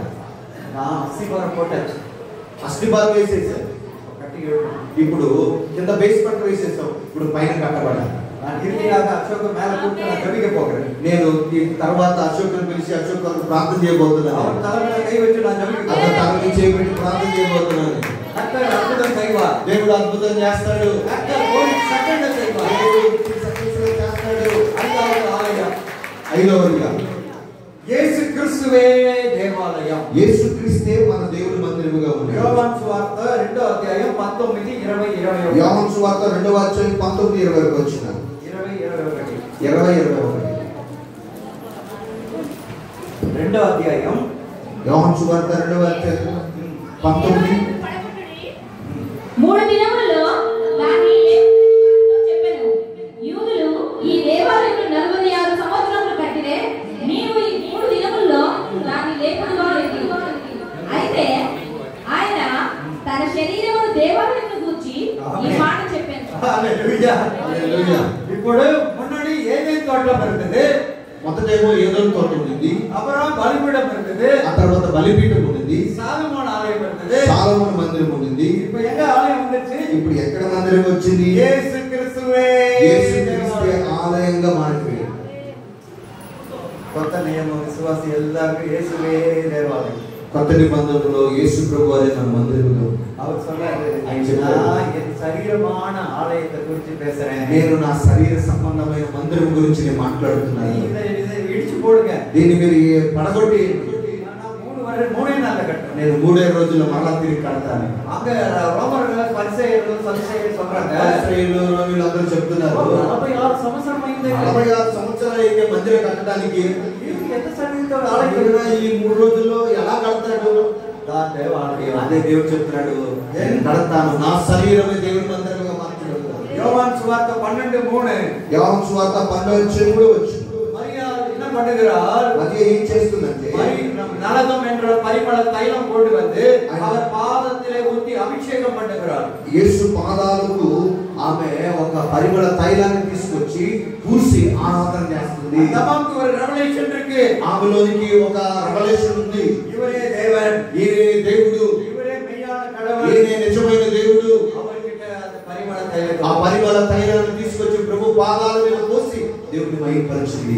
நம்ம అభిషేகம் பண்ணுகிறார். అలాగే దేవుని యొక్క పాదాలను అభిషేకించి యేసు சொல்லுகிறார், యేసు ప్రభువు చెప్తున్నారు, யோவான் சுவார்த்தை 14:6. యోహాను సువార్త 14:6, நானே வழி, நானே சத்தியம், நானே ஜீவன், నేనే మార్గమును సత్యమును జీవమునన్నాను, என்னாலே அல்லாமல் ஒருவனும் నా பிதாவிடம் ద్వారా வர తప్ప முடியாது. ఎవరును కూడా పరలోక రాజ్యానికి వెళ్ళలేడు. மத்தேயு சுவார்த்தை 20:89. మత్తయి సువార్త 28:9. அவர்களுடைய சீஷர்கள் அவர்களை பார்த்து பேசுகிற போது இயேசு அவர்களுக்கு எதிர்பட்டு வாழ்க என்று சொன்னார். వారు తన శిష్యులకు చెప్పబోతున్నప్పుడు యేసు స్వయంగా వారితో ఇలా అని చెప్పాడు, பாதத்தை கழுவி கொண்டார்கள். పాదములను కడిగారు. இயேசுவே தேவாலயம். యేసే నిజమైనటువంటి దేవాలయం. இன்னைக்கு எங்கெங்கோ தேவாலயம் இருக்கு. ఈ రోజున ఎక్కడెక్కడో దేవాలయాలు ఉన్నాయి. நான் பிராமணனா வாழ்ந்த போது నేను ఒక అన్యుడిగా ఒక బ్రాహ్మణ్ కుటుంబంలోకి వచ్చినవాడిని. தமிழ்நாட்டுல நார்த் இந்தியாவில் எத்தனை மகாவிஷ்ணு கோயிலுக்கு அங்கெல்லாம் போய் తమిళనాడులో ఎన్ని గోపురాలు అయితే ఉన్నాయో ఆ మందిరాలన్నింటినీ తిరిగి వచ్చాను. ஆந்திர பிரதேசத்துல இருக்கிற ஒரு கோவில போய் எவ்ரி இயர் பொங்கல் அன்னைக்கு வைசாகி அன்னைக்கு மொட்டை அடிப்பார். கொண்டை அது சொல்ல வேணாம். ఆంధ్రప్రదేశ్ లో గుళ్ళోకి పోయి ప్రతి సంవత్సరం పోయి చుట్టించేవాడిని. மொட்டை அடிப்பார். அதெல்லாம் பேரெல்லாம் சொல்ல ఆ வேணாம். పేరంతా నేను చెప్పను. உங்களுக்கே புரியும் எங்க అది మీకు ఏంటంటే మీకు అర్థం అవుతుంది. என்ன அங்க போயிட்டு பிரார்த்தனை பண்ணுவேன். అక్కడికి వెళ్ళి నేను ప్రార్థన చేసేవాడిని. నన్ను மட்டும் కాపాడు నైనా, నన్ను మాత్రం కాపాడు నైనా అనేవాడిని.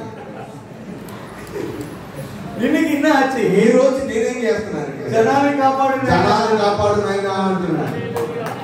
அப்ப இப்படி இருந்தது கை, అప్పుడేమో నా చేతులు ఎలా ఉండేది, இப்ப இப்படி ஆச்சு. ఇప్పుడేమో ఇలా అయిపోయింది. హల్లెలూయా. హల్లెలూయా. జనங்களை ఆశీర్వదించిన వారు యాజక ఆసార్యనా నికరణ. ఇప్పుడు జనులను ఆశీర్వదించే ఒక యాజకుడిగా ఒక సేవకుడిగా దేవుడు నన్ను నిలబెట్టాడు. புதிய ஏற்பாடு விசுவாசிகளுக்கு నూతన బంధమైనటువంటి విశ్వాసులకు இன்னைக்கு நான் 6வது ஒரு தேவாலயத்தை ఈ சொல்றேன். రోజున 6వదిగా దేవుడి మందిరాన్ని చెప్పారు. நம்முடைய வேதத்தில் தான் சொல்றேன். దేవుడి మందిరంలో దేవుని వాక్యంలో చెప్తున్నారు. 1 కొరింథీయులు 3వ అధ్యాయం 16వ వచనం. మొదటి కొరింథీయులకు రాసిన పత్రిక 3వ అధ్యాయం 16వ వచనం, మీరు దేవుని ఆలయం అయి ఉన్నారు, దేవుని ఆత్మ మీరు నివసించుతున్నాడని మీకు తెలియదా? హల్లెలూయా. హల్లెలూయా. இப்படி దేవాలయం ఎంగ வந்துச்சு? ఇప్పుడు దేవాలయం ఎక్కడికి వచ్చేసింది? ఎంగ வந்துச்சு? ఎక్కడికి వచ్చేసింది? హృదయంలోనికి వచ్చేసింది. దేవుని రాజ్యం ఉనకుள்ள దేవుని రాజ్యం నీ హృదయంలోనికి వచ్చేసింది. దేవ ఆత్మ ఉనకుள்ள వాసం దేవుని ఆత్మ నీలో నివసింపజేస్తుంది. இன்னைக்கு தேவ ஆலயத்தை ஏதேன் தோட்டத்துல பார்த்தாங்க. ఆ రోజున ఏదెను తోటలో దేవుని మందిరాన్ని చూశారు. నోవా పేడలో பார்த்தாங்க. నోవాహు యొక్క పడవలో చూశారు. బలిపీఠంలో பார்த்தாங்க. బలిపీఠంలో ప్రత్యేక గుడారంలో బలిపీఠాన్ని చూశాము. సాలమోన్ కట్టిన సాలమోన్ కట్టినటువంటి మందిరాన్ని చూశాము. యేసు క్రీస్తు వந்தாరు. యేసుక్రీస్తు ప్రభువారు వచ్చారు. ఆనే దేవాలయం అన్నారు. దేవాలయం ఇప్పుడు దేవాలయం ఎక్కడగా మార్చబడిందంటే నీ హృదయమే దేవుని మందిరముగా మార్చబడిపోయింది. అందువల్ల మేము చెప్తున్నాము, ఈ బలిపీఠం నిలబడి అరుస్తున్నాము, ప్రతిష్ట పండుగ ఈ రోజున నీ హృదయాన్ని దేవునికి ప్రతిష్ఠించు. అదే నిజమైన దేవుని మందిరము. మున్నమే சொன்ன முதல் வசனம் நான் சொன்னேன். మొదటి వాక్యం అని చెప్పారు. దేవాలయం దేవుని మందిరం ఆయన శుద్ధించడానికి. ఇది కల్లు సిమెంట్ రాయితో సిమెంట్తో కట్టబడింది. దీనిలో మనం అందరం కలిసి దేవుని శుద్ధిస్తున్నాం. దేవ ఆవి ఎల్ల వాసం అంటే దేవుని యొక్క ఆత్మ ఎక్కడ నివాసం చేస్తుందంటే ఉనకుళ్ళే వాసం, నీ హృదయంలో నివాసం చేస్తున్నాడు. కొరింథీ సభకి అందుదాం అపోస్తలుడైన పౌలు కొరింథీ సంఘానికి రాస్తూ చెప్తున్నాడు, நீங்கள் దేవ ఆలయమై మీరు దేవుని ఆలయమై ఉన్నారు. దేవ ఆవి ఉங்களிலே వాసం దేవుని ఆత్మ మీలో నివసింపజేయదా అని అంటున్నాడు. ఎజెకియల్ 37:27 ఎజెకియల్ గ్రంథము 37:27 వచనంలో నీ నివాస స్థలము వారితో ఉండును, నేను వారి దేవుడనై ఉండును, వారు నా ప్రజలై ఉండును. ఆమేన్ ఆమేన్. அவருடைய வாசஸ்தலம் எங்க இருக்கும்னா ఆయన నివాస స్థలం ఎక్కడ ఉంటుందంటే நமக்குள்ளே இருக்கும். మన హృదయంలో ఉంటుంది. நமக்குள்ளே இருக்கும். మన హృదయంలో ఉంటుంది. అనికి మోసే కట్టిన దేవాలయం, ఆ రోజు మోసే కట్టిన దేవాలయంలో ஒரு ஆர்క్ இருந்தது, కర్తరుடைய పెట్టి இருந்தது. అక్కడ ఒక మందసం ఉంది. அந்த பெட்டிக்குள்ள என்ன ఆ இருந்தது? మందసంలో ఏముంది? దేవదాసులకు తెలియదు, దేవదాసులకు తెలుసు. కర్తరుடைய వార్த்தை అడగే కల్పలగై, అయితే అక్కడ 10 ఆజ్ఞలు, ఆరోనుடைய కులిత కోల్, ఆహారం యొక్క కర్ర, ஒரு பொன் பாத்திரத்திலே అయితే ఒక పాత్రలో దేవుని యొక్క మన్నా, இந்த மூணு பொருள் ఈ இருந்தது. 3 ఆ మందసంలో ఉండేవి. இன்னைக்கு ఈ దేవాలయం, ఈ రోజున నీ హృదయమే దేవుడు నివసించే మందిరం. இந்த மூணு பொருள், ఈ 3 కూడా, 3 వస్తువులు, ఈ 3 వస్తువులు కూడా உனக்குள்ள இருக்கு. నీలో ఉంది. எப்படி இருக்கு தெரியுமா? ఎలా ఉందో తెలుసా? அந்த கற்பலகை ఆ 10 ఆజ్ఞలు వసనం இருக்கு. దేవుని యొక్క వాక్యముగా. இந்த వసనం உனக்குள்ள இருக்கா? ఈ వాక్యం నీలో ఉందిగా? இந்த వసనం உள்ள இருக்கா? ఈ వాక్యం నీలో ఉందా? రెండవదిగా ఆరోనుடைய துளிர்த்த கோல், అహరోను యొక్క చిగురించి కర్ర. అది என்னது? అదేంటిది? పరిశుద్ధం. పరిశుద్ధత. పరిశుద్ధం உள்ள இருந்ததனாலதான் పరిశుద్ధత లోపల ఉండటం వల్లనే 12 కోల్ మధ్యలో ఆ 12 యొక్క కోల్ కర్రల మధ్యలో ఆరోనుடைய కోల్ துளிர்த்தது. అహరోను కర్ర మాత్రమే అది చిగురించింది. అది ఆర్డినేషన్, అది యొక్క అభిషేకించబడినటువంటి తైలపు కొమ్ము. పరిశుద్ధం. పరిశుద్ధత. పరిశుద్ధం இருந்தா పరిశుద్ధత ఉంటే வளருவீங்க. అది మీరు పెరుగుతారు. పరిశుద్ధం உள்ள సభை, పరిశుద్ధత ఉన్న సంఘము పెరుగం. అది ఆశీర్వదించబడుతుంది, పెరుగుతుంది. విశ్వాసం పెరుగుతుంది, అది విశ్వాసంతో పెరుగుతుంది. అది ఇంక మంగమ అది ముందుకి వెనకకి 4 దిక్కులుగా అది వ్యాపించబడుతుంది. ఇప్పుడు ఇంత గ్లాస్ వలరుమా? ఈ గ్లాస్ ఈ రోజు వ్యాపిస్తుందా? ఇది వలరుమా? ఇది వ్యాపిస్తుందా? ఇది వలరుమా? ఈ టేబుల్ వ్యాపిస్తుందా? ఇది టాబ్లెట్ వలరుమా? ఈ టాప్ వ్యాపిస్తుందా? వలరాదు. అది వ్యాపించదు. జీవన இல்லை. అయితే జీవం లేదు. ఉనకుள்ள వసనం இருந்தா, అయితే లోపల నీ హృదయంలో దేవుని యొక్క వాక్యం ఉంటే, పరిశుద్ధం నీ హృదయంలో దేవుని యొక్క పరిశుద్ధత ఉంటే వలరుంది. నీవు శాఖలుగా ఫలించి ఎదిగి కిలై ఉంటే నీవు 4 దిక్కులుగా వ్యాపిస్తావు. వ్యాపిస్తావు 4 దిక్కులుగా. మూడవది என்ன இருக்குது? మూడవది ఏముంది? பொன் பாத்திரம் இருக்குது. ఒక మంచి పాత్రలో మన్నా ఉంది. அதுக்குள்ள மண்ணா இருக்குது. ఆ పాత్రలో మన్నా ఉంది. பொன்னு விளையற பெற்றதா? பொன் பாத்திரத்துக்குள்ள இருக்கிற மண்ணா விளையற பெற்றதா? అయితే పాత్ర విలువ కలిగిందా? పాత్రలో ఉన్నటువంటి మన్నా విలువ కలిగిందా? చెప్పండి. మన్నా మన్నా కొన్ని இப்பதான் 1,00,000 బంగారపు పాత్ర ఇప్పుడు 1,00,000 ఒక సెవెరీ 1,00,000 తగ్గిపోయింది. அன்னைக்கு ஒண்ணுமில்லை. ఆ రోజున ఏం లేదు. అది ఉள்ள இருந்ததுதான். అయితే ఆ బంగారపు పాత్రలో ఉన్న మన్నా విలువైనది. అది என்னது? అది ఏంటిది? అది కృప. కృప நமக்குள்ள இருக்குது. మనలో ఉన్నది ఆ దేవుని యొక్క మహా కృప. నానుమే దేవుடைய పెట్టి. అయితే నీవు నేనే దేవుని మందసముగా మార్చబడాలి. கர்த்தருடைய வசனம், మనలో దేవుని యొక్క వాక్యము, நமக்குள்ளே கர்த்தருடைய பரிசுத்த, మనలో దేవుని యొక్క పరిశుద్ధత, நமக்குள்ளே தேவனுடைய கிருபை, మనలో దేవుని యొక్క మహా కృప.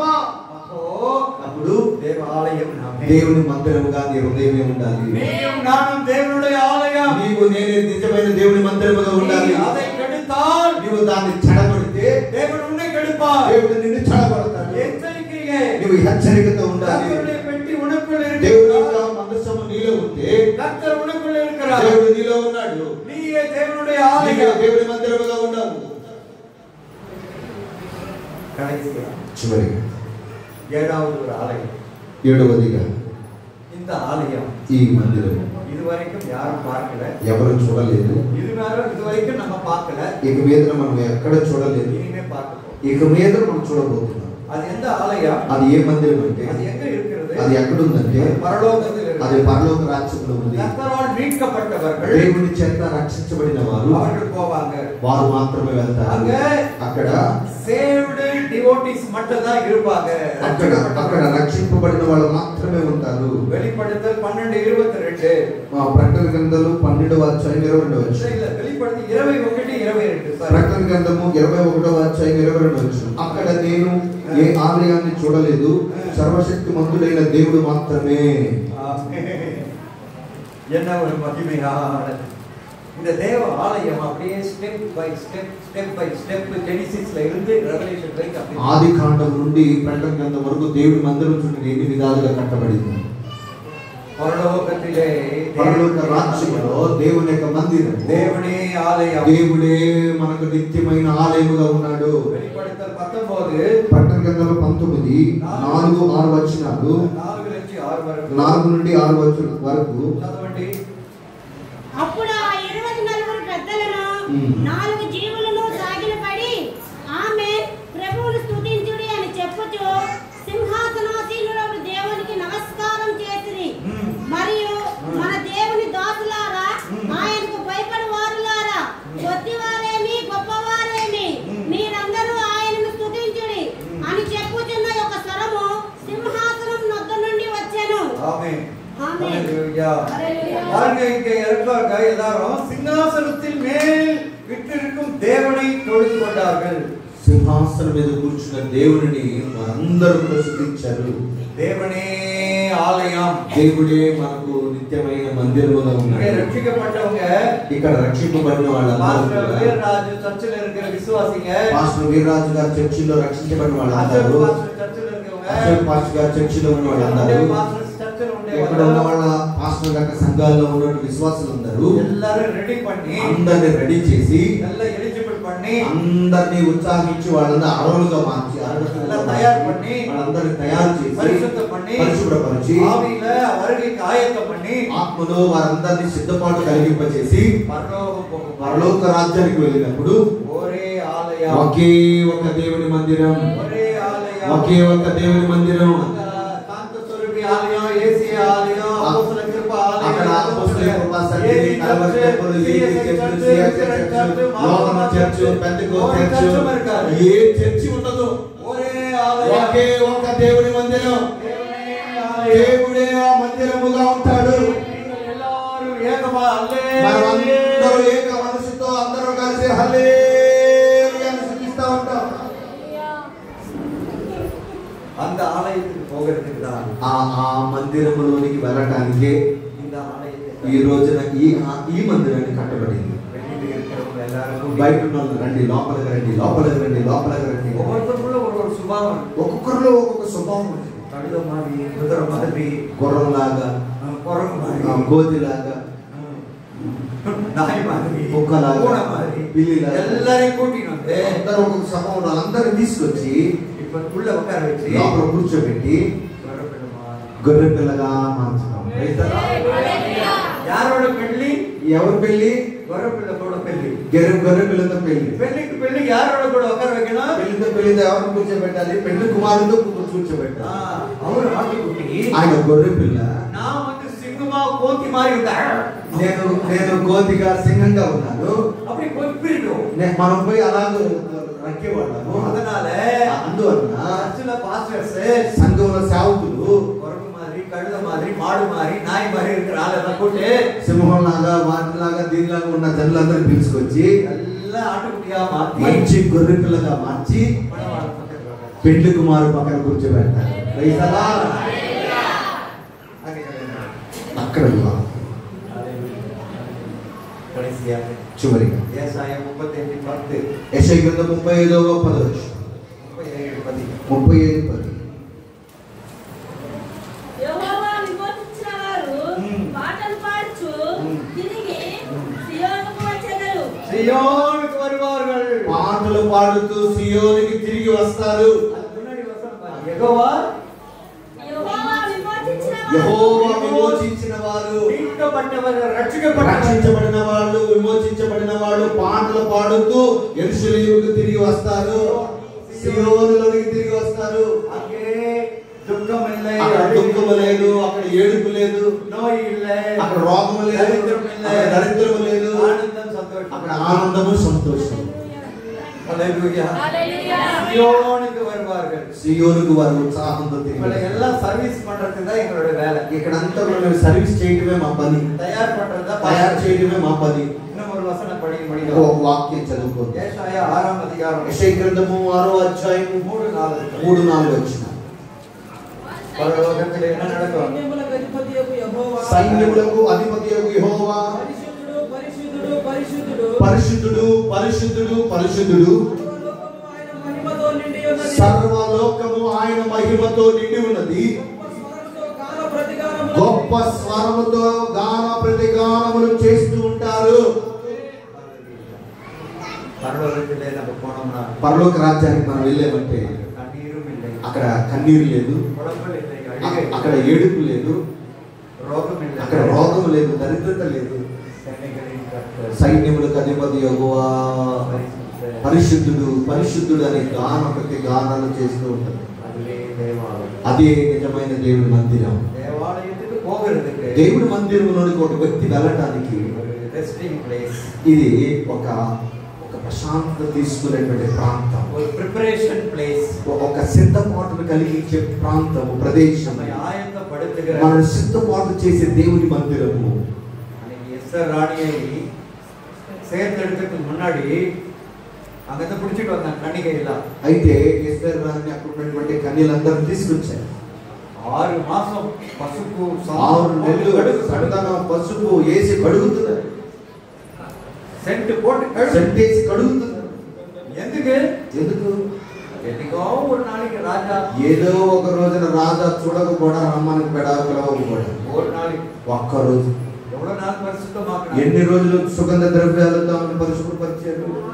நம்ம నిత్యమాయ్ நம்ம రాజాவோடு మనం నిత్యము మన రాజుతో ఉండాలంటే మనం ఎంత పరిశుద్ధంగా ఉండాలి. కడుగుదిర ఇடம் దాని మనలను కడిగి పరిశుభ్రపరిచే స్థలమే దేవుని యొక్క మందిరం. ఆయత్తపడుతున్న మన సిద్ధపాటు కలిగించేదే దేవుని మందిరం.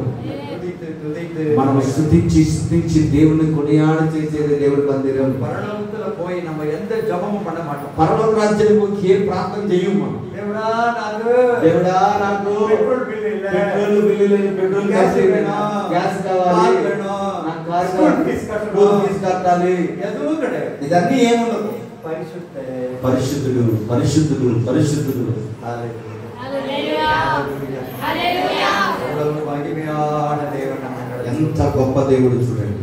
புதிய ஏற்பாடு விசுவாசிகள் కొత్త నిబంధనలో ఉన్న విశ్వాసులు நீங்க எல்லாரும் கர்த்தருடைய ஆலயம், మీరందరూ కూడా దేవుడి మందిరమై ఆలయమై ఉన్నారు. உங்களை ஆலயத்திலே கொண்டு வந்து ఈ రోజున దేవుడి మందిరంలో తీసుకొచ్చి உங்களை மகிழ பண்ணுவேன், మిమ్మల్ని మహిమ పరుస్తానంటే உங்களை மகிழ பண்ணுவேன், నేను சந்தோஷம். మిమ్మల్ని మహా సంతోషముతో నింపుతాను. உங்களை ஆயத்தப்படுத்துவார். నేను మిమ్మల్ని సిద్ధింపచేస్తాను. நம்ம இனி அழகாது, ఇక నుంచి మనం ఏడ நமக்கு தரித்திரம் இல்லை, ఇక నుంచి దరిద్రత లేదు, நமக்கு கஷ்டம் కడని ఎటువంటి కష్టము, వడ్డీ, బాధలు, గీతలు ఏమి లేదు. దేవుడు ఆయన మహిమలో మనందరినీ నింపి నడిపించారు. అందరూ లేచి నిలబడదాం, లేచి నిలబడదాం, లేచి నిలబడదాం. హల్లెలూయా, హల్లెలూయా. ఆమేన్, హల్లెలూయా.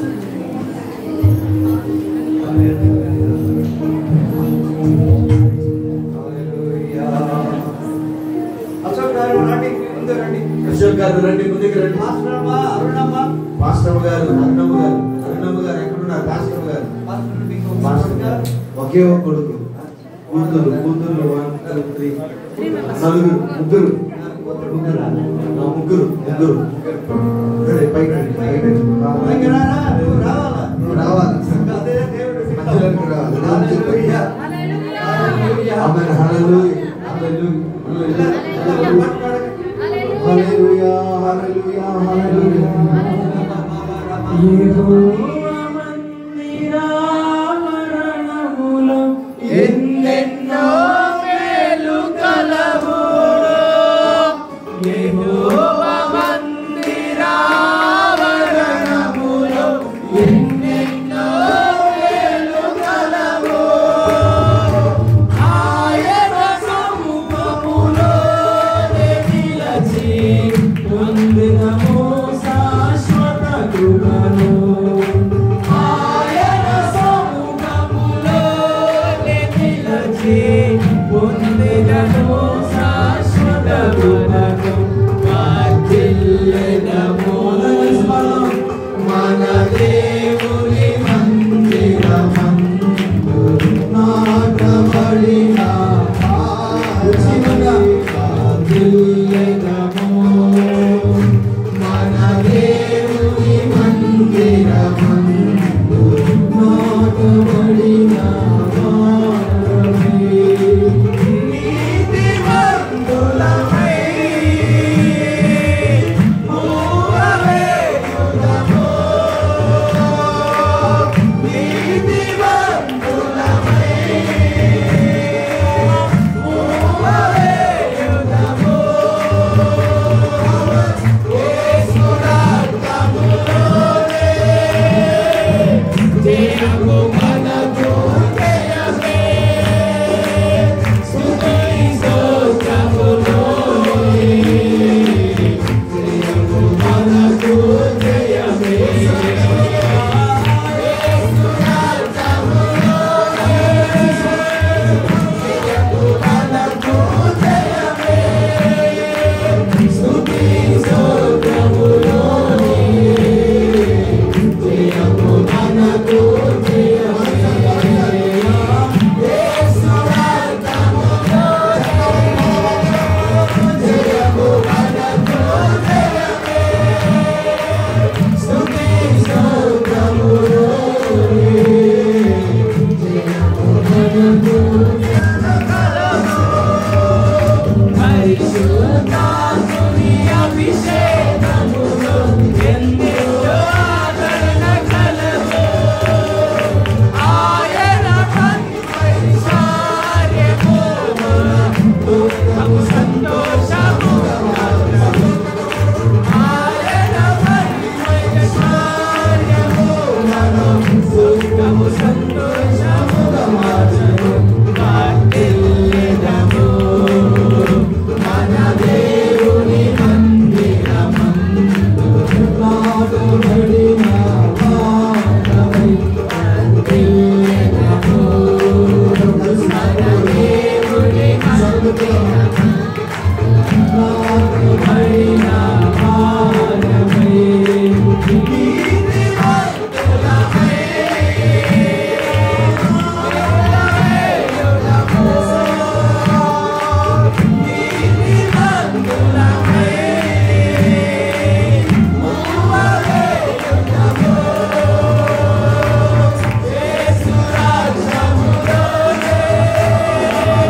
జయము మనకు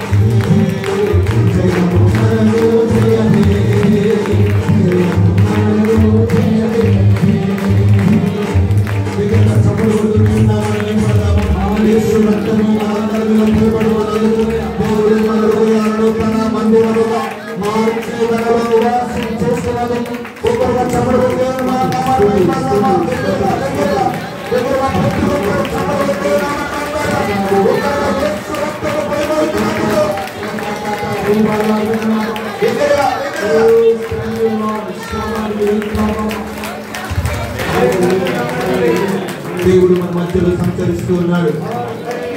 ఆయన పరిశుద్ధాత్మ దేవుడిగా మన మధ్యలో సంచరిస్తూ ఉన్నాడు. ఆయన మన మధ్యలో ఆత్మ స్వరూపిగా సంచరిస్తున్నాడు. நான் இந்த ஆலயத்தை சிநேகித்தபடியால் నేను ఈ మందిరాన్ని ఇష్టపడినట్టు நான் இங்கே வாசம் பண்ணுவேன். నేను ఇక్కడ నివాసం చేస్తాను. கண்கள் இங்கே திறந்தது. నా కన్నులు ఇక్కడ చేయబడుతున్న ప్రతి ప్రార్థన వైపు నిలిచి ఉంటుంది. என்னுடைய ஊழியக்காரனை வலது கரத்தில் ஏந்தி சபையிலே நான் உலாவுவேன். నా సేవకుడు మీద నా కుడి హస్తాన్ని ఉంచి నా ఆత్మ చేత తనలో ఉండి నేను సంచరిస్తాను. நான் இந்த கிராமத்தில் இன்னும் ஒரு தரம் அசைய பண்ணுவேன். నేను మరలా ఈ గ్రామాన్ని కదిలించబోతున్నాను. నా ఆత్మ చేత కదిలించబోతున్నాను.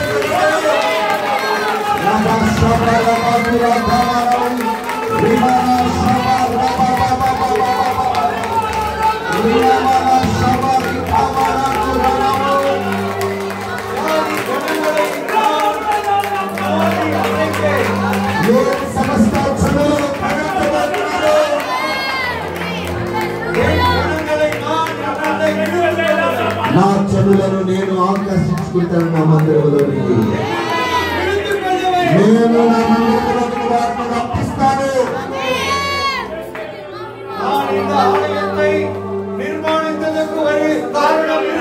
నేను ఈ మందిరాన్ని ఈ ప్రాంతంలో నిర్మించడానికి ఒక కారణం ఉంది. ఒక కారణం ఉంది.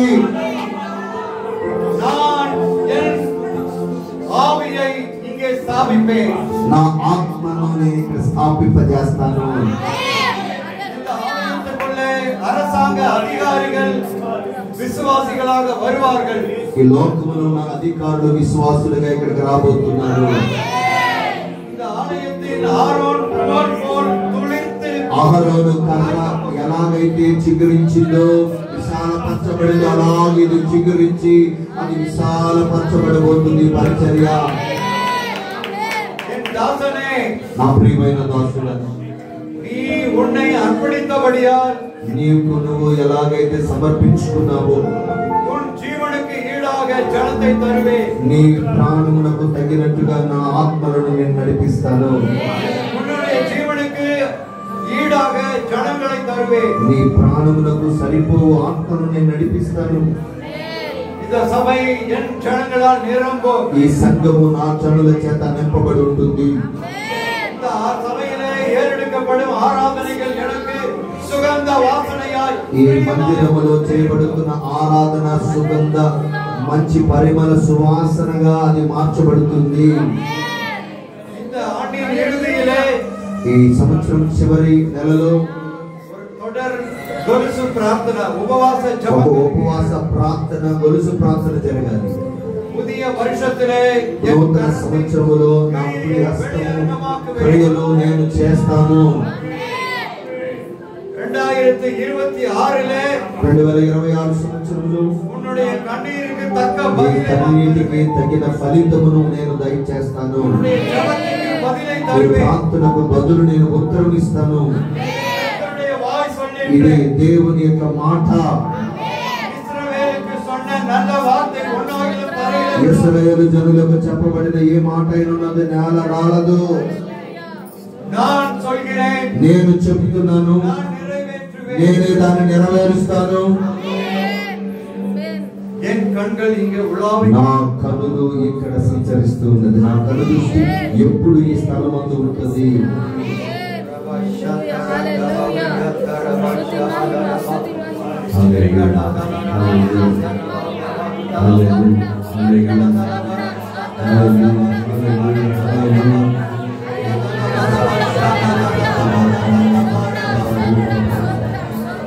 நீங்கள் இன்னைக்கு பார்க்கிறது போல அல்ல, இனி வரும் காரியங்கள் மாறுதலாய் முடியும். దీనికంటే ఇక్కడ అనేక కార్యాలు దేవుడు చేయబోతున్నారు. కనులారా చూడబోతున్నారు. என் கரத்தை நீட்டுவேன். నా కుడి హస్తం ఎప్పుడు ఈ స్థలమందు నిలిచి ఉంటుంది. என்னுடைய ஊழிய புஜம், నా பலத்த கரம் భుజములు ఎప్పుడును ఈ మందిరానికి కొనుకొని ఉంటుంది.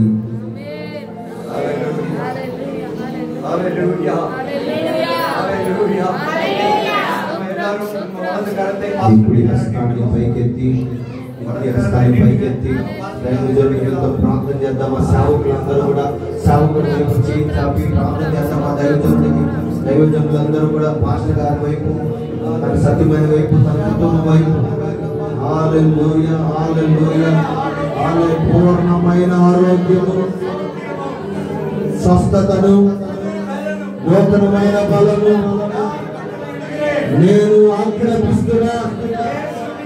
యేసుని నామములో என் பலன் பூரணமாக నీ బలహీనతలో నా బలము సంపూర్ణంగా నీకు అనుగ్రహిస్తాను. போதும். నా కృప నీకు చాలు.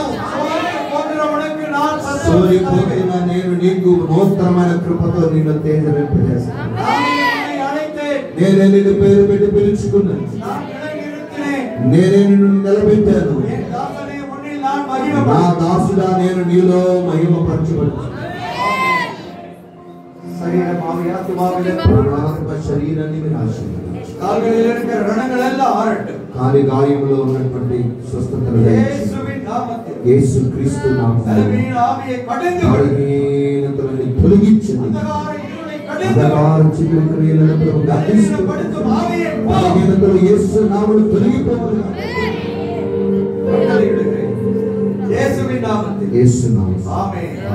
அசோக்காக நம்ம ஜெபிக்கலாம். பாஸ்டருக்காக, பிரதருக்காக, బ్రదర్ అశోక్ పట్ల ప్రార్థన చేద్దాం. வருகிற காலங்களிலே நீங்க வலது రాబోయే கரத்தை రోజుల్లో பலிபீடத்தில் நின்று దేవుని యొక్క పరిచర్యలో బలిపీఠం నిలబడి దేవుని ప్రజలను నడిపించగలిగిన బలం, శక్తి కుమారుడికి దేవుడు అనుగ్రహించలాగిన ప్రార్థన చేద్దాం. ప్రార్థన చేద్దాం. యేసయ్యా, యేసయ్యా, యేసయ్యా, యేసయ్యా. ప్రార్థన చేస్తున్నాం, ప్రార్థన చేస్తున్నాం.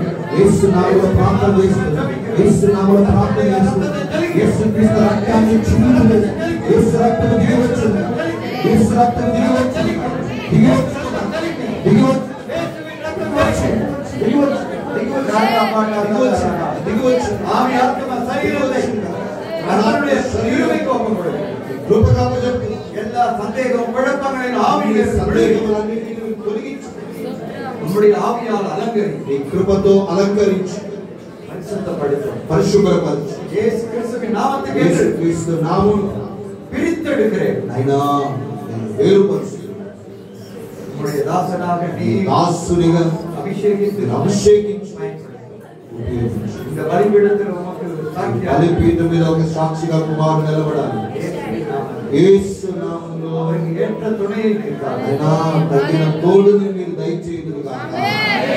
வருகிற வருஷம் 50 సంవత్సరాలలో అయినా వివాహం జరగాలి, తిరిగించు యేసు నామములోనైనా తిరుగుగా.